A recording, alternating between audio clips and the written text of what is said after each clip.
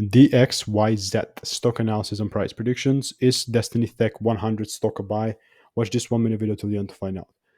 DXYZ sitting at 37 dollars and 9 cents, 27% up, which is cool. Uh, if I zoom out, you're going to see that I'm still pretty bullish on DXYZ, and we already have seen like one break to the upside. So definitely seems like bulls are right now starting to take control, but not really, right? Before I get into the details of my approach, just to give you context, I'm using my strategy that has previously given me thousands of wins in 2023, and I'm telling you this because that's the truth, and I've documented everything. So DXYZ. The only way that I'm taking it higher is the following.